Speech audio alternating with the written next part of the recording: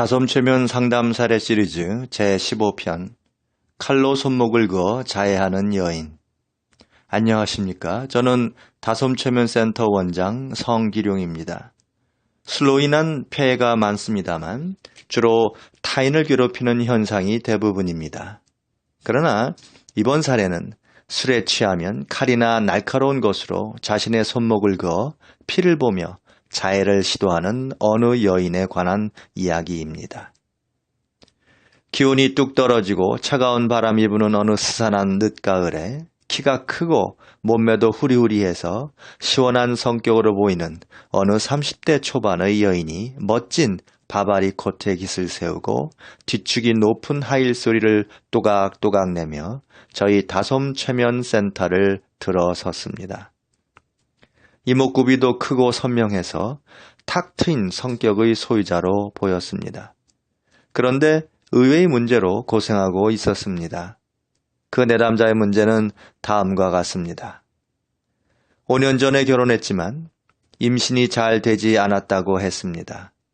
애를 너무 바라던 남편은 점점 밖으로 도는 시간이 많아졌고 그럴수록 이 내담자는 더욱더 외롭고 괴로워서 술에 의존하게 되었습니다.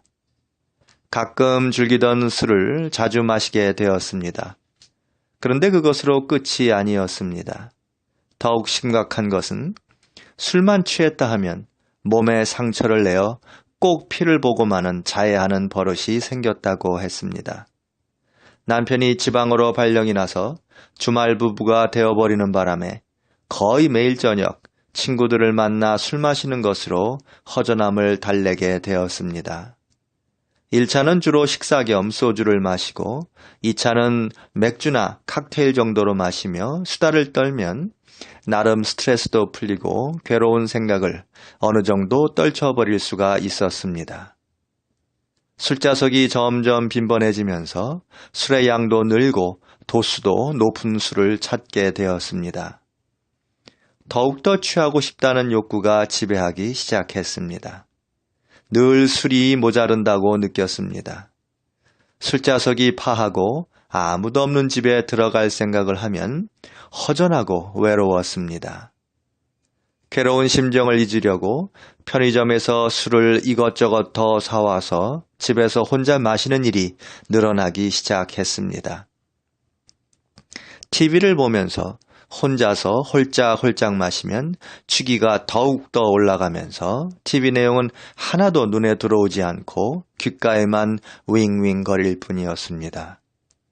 그리고 몇 시인지 기억이 나지는 않지만 잠에 골아떨어졌고 얼마 후 매우 심한 통증이 느껴져 더 이상 잠을 잘 수가 없었습니다. 피곤한 몸을 이끌고 눈을 겨우 떠서 아픈 곳을 살펴보면 손에 퉁퉁 부은 칼자국이 나 있고 피가 어려 있으며 심할 경우는 상처가 벌어져 속살이 다 들여다 보일 정도였습니다. 너무 놀라서 후다닥 일어나서 방 안을 둘러보면 술병과 안주가 널브러져 있고 TV 소리는 여전히 혼자서 떠들어대기 일쑤였습니다. 방에는 핏자국이 있는데 걸레 같은 것으로 훔쳐낸 듯한 자국이 있었다고 했습니다. 자신에게 무슨 일이 일어났는지 도무지 기억을 못하고 괴로워해야 했습니다. 아픈 몸을 다시 누이고 서러운 울음을 울었다고 했습니다. 그런 일이 점점 많아지면서 이 내담자의 삶은 피폐해져 가기만 했습니다. 많은 소동 중에 뚜렷이 기억하게 된 사실은 일단 친구들하고 밖에서 식사와 술을 마시고 어느 정도 취한 상태로 집에 들어오다가 외롭다는 생각이 들면 술을 더 사들고 들어와 TV를 보면서 혼자 마시다가 취기가 엄청 오르면 갑자기 칼이나 뾰족한 것을 찾기 시작했다고 했습니다. 이유도 모른 채 왠지 자신의 손목을 그어 피를 내야만 할 것처럼 느껴졌다고 말했습니다. 매우 취한 상태에서 칼이나 뾰족한 것으로 손목을 여러 번 그어 피를 내면 이제 됐다 하는 후련한 마음이 들면서 마른 걸레를 집어 대충 피를 닦고 먹던 음식을 대충 치우고 TV를 끌 때도 있고 끄지 않을 때도 있지만 아무튼 잠에 빠진다고 했습니다.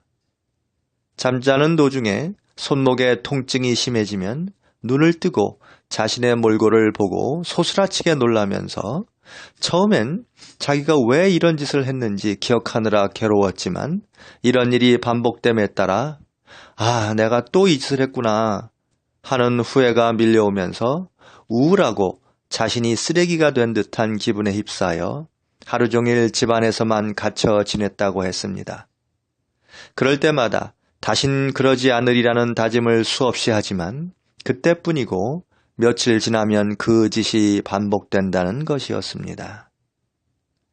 언제나 당당하고 긍정적이던 자신이 어떻게 이런 폐인과 같은 상태가 되어버렸는지 도무지 이해할 수 없다고 한숨을 길게 내쉬고 그 큰 눈에 눈물이 그렁그렁 맺혔습니다.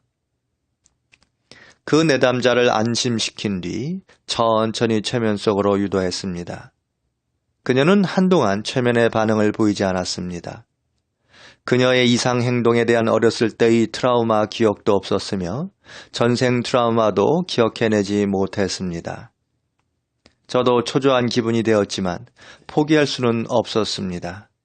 그래서 그날은 그렇게 종료하고 가까운 날에 다시 오시라고 해서 최면을 다시 시도했습니다. 이번엔 어느 정도 반응을 보였습니다. 하지만 두 번째 최면도 시간이 꽤 흐르고 있었습니다.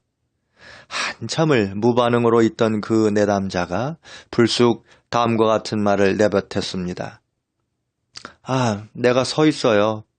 어느 건물 옥상 위에 서 있어요. 건너편에 있는 건물을 보고 있습니다. 건너편 건물은 병원이에요. 아무런 감정도 실리지 않은 담담한 어조로 말을 이어갔습니다. 수술을 해요. 피가 많이 나요. 이 말을 하면서 감정의 동요가 일어나기 시작했습니다.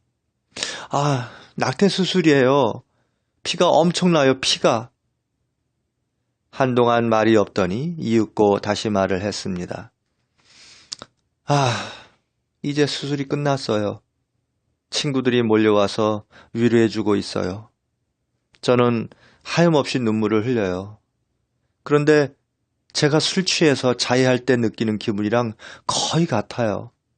초조, 긴장, 피, 후련함 등등. 이 내담자의 최면 속에서 밝혀진 자해의 근본 원인을 요약하면 다음과 같습니다. 이 내담자는 결혼한 후 임신이 잘 되지 않아서 걱정이 많았습니다. 더군다나 남편은 아기를 너무나 간절히 바라는 사람이었기 때문에 걱정은 더욱 커져갔습니다. 그러던 중 천신만고 끝에 임신이 되었지만 아기가 잘못 들어서는 바람에 애를 낳게 되면 아기뿐만 아니라 산모의 목숨도 위태로울 수 있다고 해서 낙태 수술을 받을 수밖에 없었다고 했습니다. 낙태 권고를 받고 엄청난 긴장과 공포에 휩싸여 하루하루가 지옥에 있는 듯한 기분으로 살 수밖에 없었다고 했습니다. 남편은 더욱더 멀어지는 느낌이었고 허망함과 우울감, 죄책감에 시달리며 낙태할 날을 기다릴 수밖에 없었습니다. 드디어 낙태 당일 엄청난 긴장과 공포, 죄책감으로 온몸이 덜덜 떨리고 정신이 혼미해지는 그야말로 패닉 상태로 수술을 받게 되었습니다. 다른 환자들보다 많은 출혈이 있었지만 수술은 성공적으로 끝났다고 했습니다. 수술 후 울음범벅이가 되어버렸습니다. 친구들과 친지들이 눈물을 닦아주며 위로해 주었다고 했습니다. 그러자 마치 온몸을 누르고 있던 무거운 돌덩이가 치워진 것처럼 묘한 안도의 한숨이 내쉬어졌다고 했습니다. 그때의 그 묘한 안도의 감정은 취중에 자해하고 나서 핏자국을 치울 때의 느낌하고 매우 흡사해서 굉장히 놀랐다고 말했습니다. 결국 자해소동의 깊은 원인은 바로 낙태 수술에 혼재된 여러 가지 감정들, 특히 우울감을 느끼고 긴장감을 느끼다가 피를 흘리고 안도의 한숨을 내쉬었으며 위로받고 싶다는 마음과 밀접한 관련이 있었던 것으로 보입니다. 최면 후 2달 정도 지난 뒤 이 내담자와 아는 분의 연락으로 알게 된 사실은 최면 후부터인 것 같은데 술을 많이 자제하는 모습을 보인다고 합니다. 긍정적인 변화가 뚜렷하다고 말했습니다. 술을 자제함으로써 술에 취하는 기회를 없애려고 하는 것입니다.